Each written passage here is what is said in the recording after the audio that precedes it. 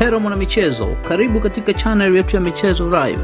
Usisahau kusubscribe, kulike, kucomment na kushare na marafiki ili waweze kupata habari zinazohusu michezo. Rais wa klabu ya Young Africans, Engineer Hersi Said, amekutana uso kwa uso na rais wa Sevilla FC, Jose Maria del Nido Carrasco. Huu sio mkutano wa kawaida. Huu ni mkutano unaotajwa kuwa wa kihistoria, unaoweza kubadilisha kabisa mustakabali wa klabu ya Yanga. Engineer Hersi, akiwa pia mwenyekiti wa Umoja wa Vilabu Afrika na mjumbe wa kamati ya mashindano ya FIFA, amekaa mezani na moja ya klabu kubwa barani Ulaya. Vyanzo vya karibu vinaeleza kuwa mazungumzo hayo yamegusa mambo mazito sana: ushirikiano wa kiufundi, maendeleo ya vijana, mifumo ya kisasa ya uendeshaji wa klabu. Haya sio maneno ya hewani, haya ni mipango ya mezani. Hatua hii inaonyesha wazi kuwa Yanga haitaki tena kuwa klabu ya ndani pekee. Inataka kwenda mbali zaidi, inataka kucheza kwenye ramani ya dunia.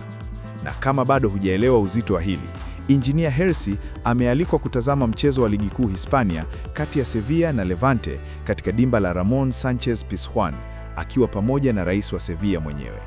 Hii ni heshima ambayo hutolewa kwa viongozi wachache wenye maono makubwa. Kwa mashabiki wa Yanga, huu ni ujumbe mzito. Uongozi wenu hauchezi. Uongozi wenu unafungua milango iliyokuwa imefungwa kwa miaka mingi.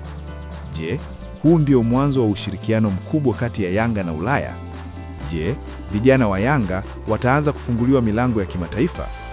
Maswali ni mengi, lakini jambo moja liko wazi kabisa: Yanga imeingia kiwango kingine.